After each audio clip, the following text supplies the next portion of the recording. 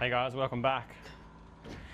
As you can see, the wagon's no longer grey, it's green. So we finished doing the respray on it, and it's basically, we're at a starting point to start a bit more fab. I've got to cut the boot floor out, make it so I can put a drop tank in it. I need to cut the firewall out and make it so I can put the, well, basically delete the factory aircon so I can put aftermarket aircon in it. Make it so it's nice and smooth and looks decent. It's aesthetically pleasing.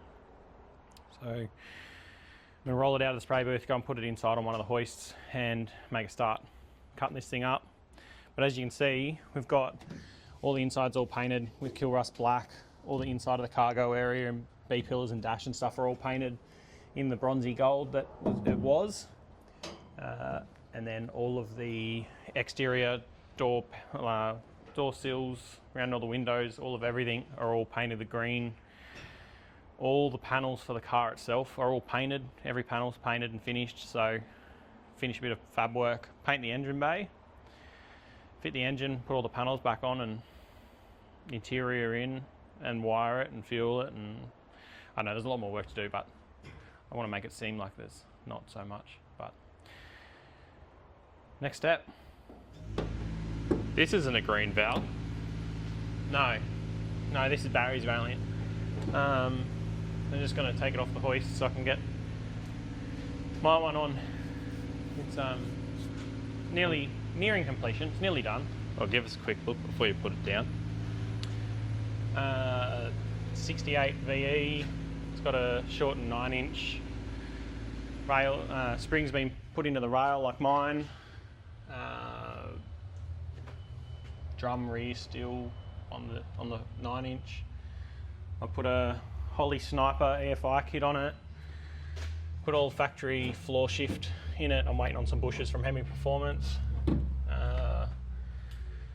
It's had a fair bit of stuff done to it. It's had all new front end under it. It's had chassis rail repaired. Andy has done all the paint work on it. Ross has done all the panel work on it. So it's getting quite nice. All the insides all matching the roof. It's all airbrushed.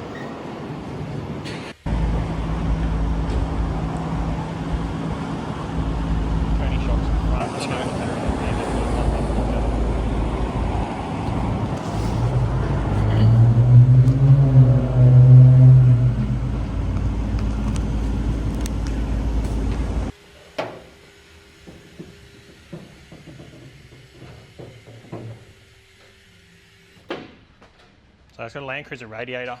We modified the top fitting so that it comes across the VR Commodore lower hose. Make that fit and work pretty neatly. It's got the Holly Sniper on it. Sensor runs in here. It's all wired up. Need to build an exhaust on it next. Mount it up. His fuel, oil filter properly, or riv nuts. That's same as that. Riv nuts on this little trans dipstick. Try and make it as neat as possible. The car itself's really quite nice. Have a look at the roof. It's, I don't know, pretty neat.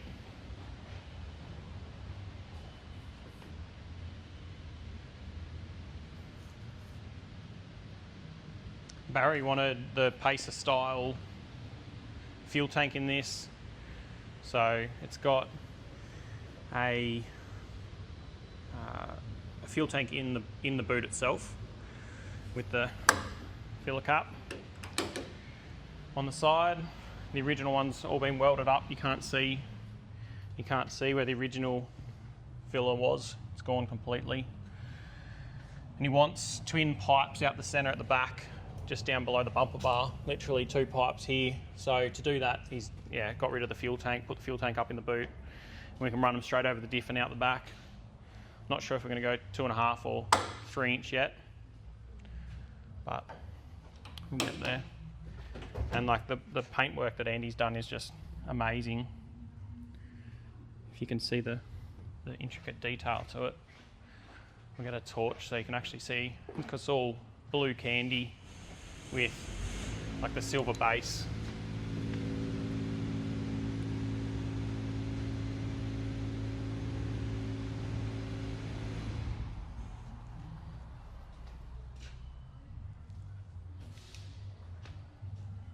wild. So anyway, we'll get this off the hoist. So I put my green one in. I'm going to cut the boot floor out and the firewall, redo the firewall so that it's deleted from the factory aircon, and yeah, cut the boot floor out ready to build a drop tank and put in it, and then go from there. Move some cars around.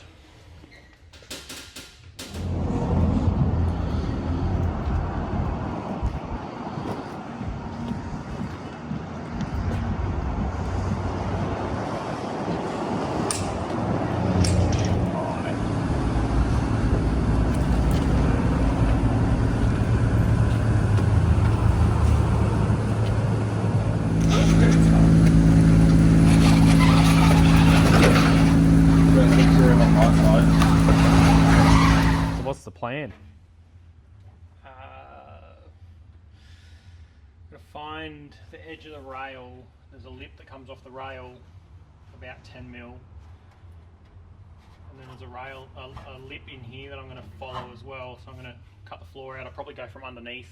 I'm going to cut a good majority of it away.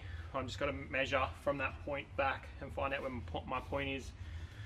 I'm going to cut across and leave this rear half of the wheel well.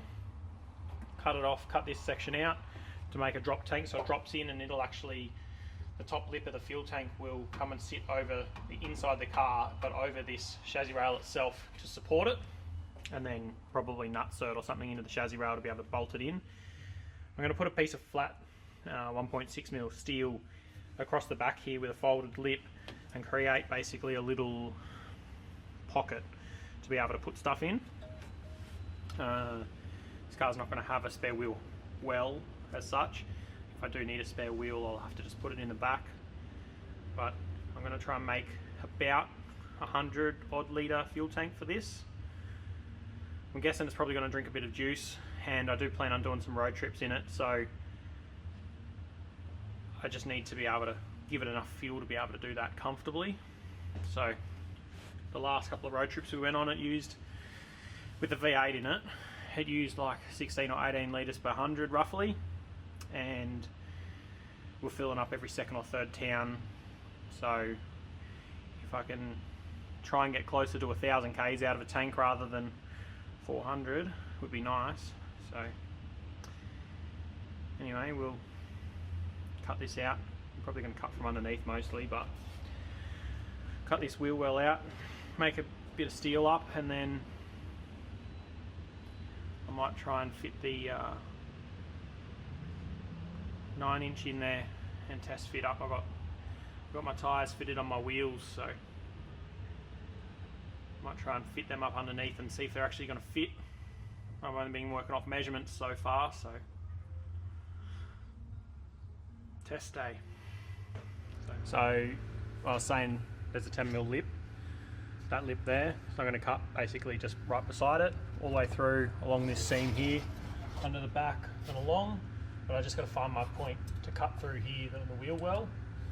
The fuel tank will then come from this point down and back up roughly. Basically try and make it around the 100 odd litre mark. It's probably 10 litres per 100, 100 litres, should get around 1,000 k's, all going well. Anyway, I'm going to get the grinder and cut this out and move on to the diff.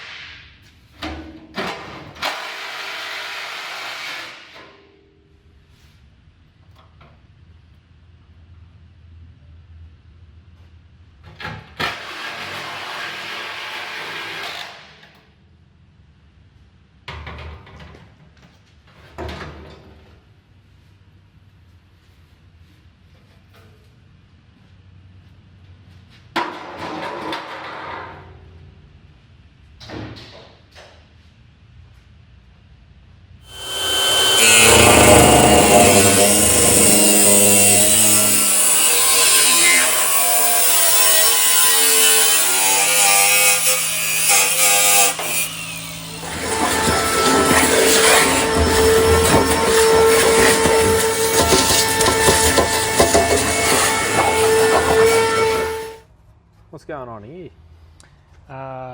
Measuring out the back piece that's going to go across to infill where the wheel well was. Effectively, under the back there is the remainder of the wheel well.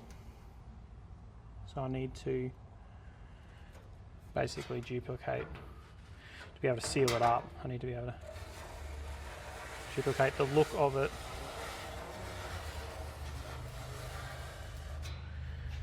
So it will go from the rail in to where the wheel well comes and drops down, along, steps back up and goes in.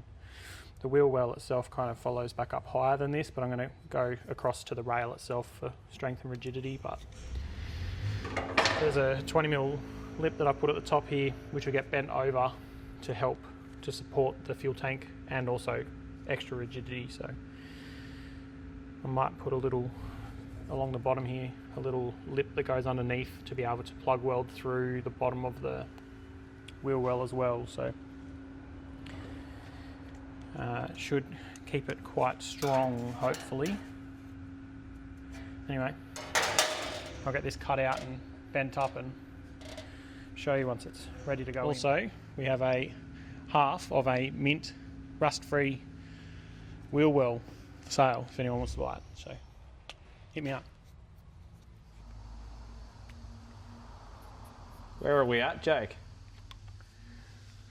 Just working out static pinion angle. So it's got 3 degrees on the back of the transmission. So this I've put on the face of this and I've given it 3 degrees as well. I'm just marking that, and then I'm going to, with the same marking, compress the suspension hopefully to ride height and see what it's at, work it out, and try and find the best angle to give this. So at ride height, it obviously has the right angle. Once that's the case, I'm going to tack these saddles onto the actual housing and then start working out, put the ends in, the floating ends in, work out where the center of the face is, work out where it needs to be to the center of the arch, work out how much I need to take off, trim that, put the end back in, test fit the wheel with the disc on it so that it's the right offset and everything, and just try and work out the end of this so I can tack my floating end on with the wheel centered. Once that's done, connect all the bottom plates, so put it together, put the wheels on, sit on the ground, check static angle, unweighted right now, and then weigh it down to more than normal and see where it's at, and then try and find the best angle for it, confirm that it's the right angle. We get the best angle for it for normal cruise and when it hopefully separates under acceleration, so we don't get weird bad angle. So anyway, that's where we're up to. So I've marked fender in the tunnel. When you rotate this up, it goes dead center. So where I've got it right now, it's dead center in the tunnel, which will line up perfectly with the back of the transmission. So just need to do some tests now for the angle. Go from there. Show off the new Johnnies. Oh. 15x10 Street Pro 2s. Now these are PSR 325/50 15 street radials, which are planned on running on this. They are, I'm not going to swear, they are a tight fit. They are so tight. So I'm going to try it. I'm going to fit it with these and I'm going to see. They kind of, like when we stuck them up in there, up in the, you know, like, because this thing tucks rim and tyre right up here, it gets really tight, and again right up in there. So, and same with this side, like up in both of them, when the tyre goes right up in the wheel arch, and then that's the biggest problem. As soon as the car wants to twist a little bit and the diff wants to articulate a little bit, it's going to want to touch tyres on the outers, on the high side and inner on the low side, and I'll probably end up with 275s on it realistically, but I wanted to test. I would love to fit these on it and run these tyres, but if I can try and make it fit with it, at least I have the option of maybe putting them on at some point. But I'm thinking I'm going to have to clearance up in here, like where it goes to up here, there's over an inch between the outer skin and the inner skin, and I have seen people cut the inner skin out and then like fill foam it and stuff, but it's a bit dodgy, so probably not do that. Anyway, we will see. Because the panel work's already done, I don't want to interfere at all with the outer of this, so we'll just trial and error, but get this big thing in first and get them mounted up and try and get it on the ground on its own weight, but it's definitely going to tuck some rim. Used to tuck rim on the old wheels that were on here, so I plan on having it just as low with this car, so with this setup, sorry. We'll miss the Krager look. Yeah, I did like that. The chrome on chrome on chrome did look good, but yeah, I don't really love any other wheels, and yeah, these are the look that I went for. So anyway, we'll give it a crack. How'd you go, mate? Pretty good. The angle out of the back of the transmission is 3 degrees. So I preset it as 3 degrees, so I knew my base setting. We loaded it up on axle stands and then put a fair bit of weight in the back of it to get it down to what I think is normal weighted ride height as to when I set it up the rear springs in the sliders. Now, when it done that, it gave us a reading, so we then pre-rolled it more to 9.7 degrees. So at normal nominated kind of ride height is dead on 3 or thereabouts 2. So I'm going to stick with this setting for now. Basically, when it comes down, this spring changes and rolls up as it flattens out. It actually changes and the front of the diff rolls down. So we have to get it so when it's rolled down at ride height is when it gets its right amount. So I'm going to go with that for now. Tack these on, work out our lengths, cut these off, put the ends in, but I'm extremely stoked with that. It actually went quite easy to be able to get that angle. So yeah, we'll move on. I'm keen to get these wheels on it today, so yeah, next step.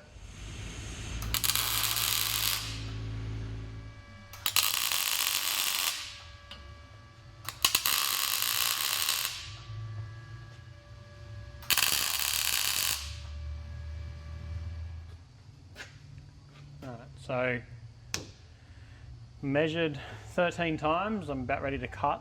So I'm going to cut on the inside line of that masking tape on both sides, which should give us the right length of the outer tube so that these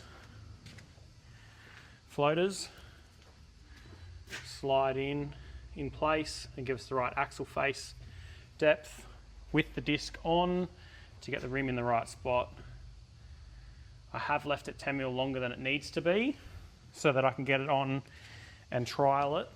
I'd rather cut it twice. I'd rather cut it and be too long than cut it and be too short. So just going to trim it, throw it in, test it, adjust to suit if I need to. I did give it 10mm clearance though, and the 10mm clearance is off the inside of this, so I do need 10mm clearance, so I think it should be perfect, but we'll see. But yeah, I'm going to cut these off, clean them up, put them in, test it. We'll show you once we're done.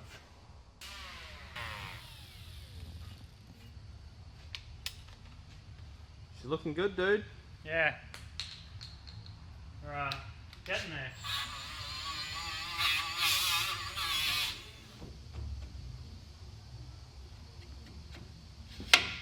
Like a glove. Literally.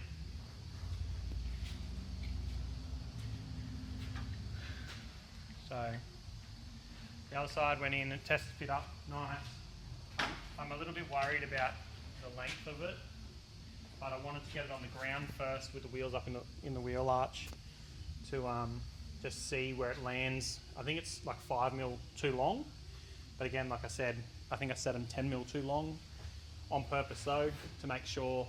I'd rather them be longer than shorter. So anyway, we're going to lock all this back down, put the wheels on it and drop it on its guts, see where it lands,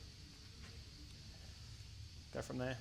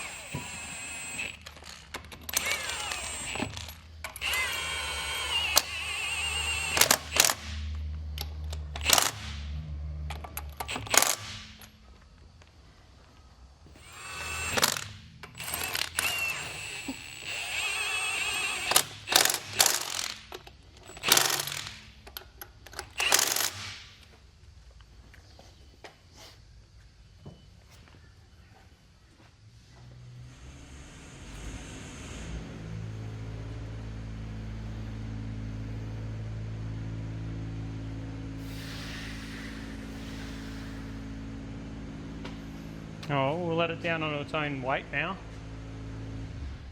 Sit in the back and see.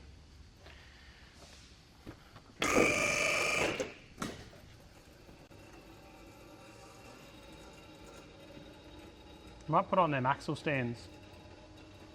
Put on the axle stands, the wheels are still floating to make sure they're not binding on anything.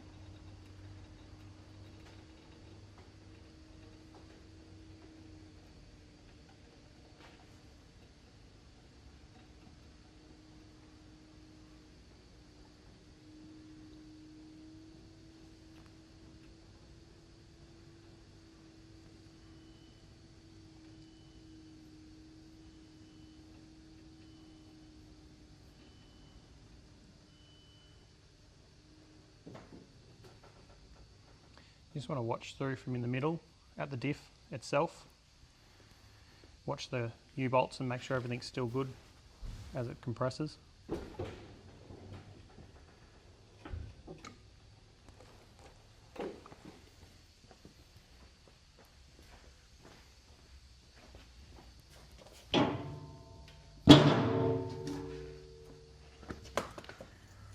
Yep, that's collected nicely on the jack stands. Keep going.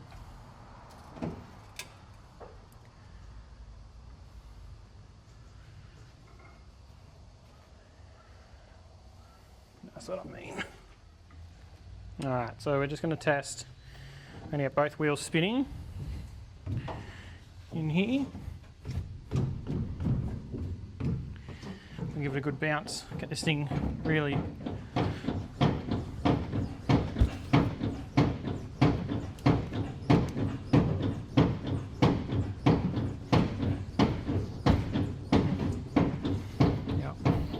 wild. I don't know what it'll be like with I don't know what it'll be like on uneven ground, but that clears. Far out. And hasn't touched. You just want to sit on the back of it again.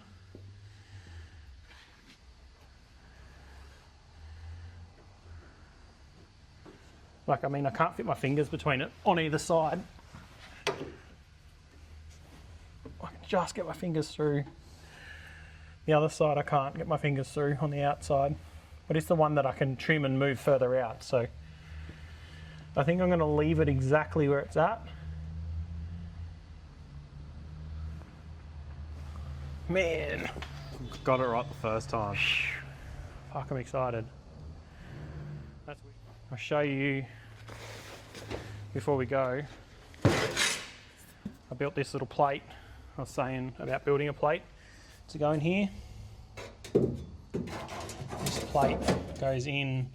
I have to put a 20mm lip on it, but that plate will end up infilling. It's so hard to try and make it do it. It'll come in like so and create a little pocket. In this back section I can put a little tool roll or something like that. I built it so that I can basically dolly it in and I'm going to put a little 20mm lip on the bottom as well to come underneath this to support this bottom piece. I'll drill through, plug weld it,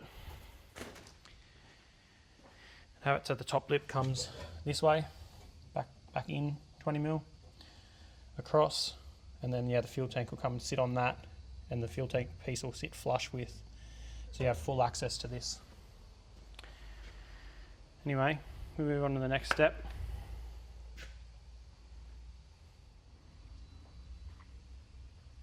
Alright, so that's it for this episode.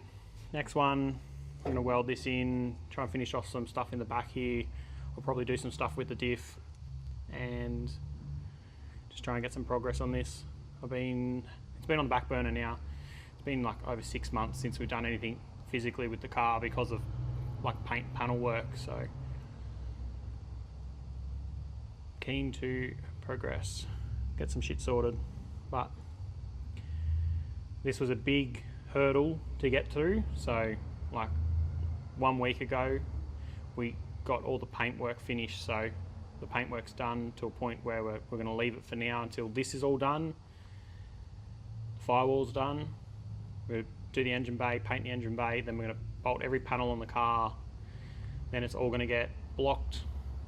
Although they're all finished, they're going to get blocked, the clear coat's going to get cut back, and then it'll go back in the booth and get flow coated all as one coat on the outside of the vehicle. So from that point then engine and box goes in and yeah, just progress. But this was our next biggest hurdle, which I think we've just successfully completed, which is really good, stoked with. So hang out for next time.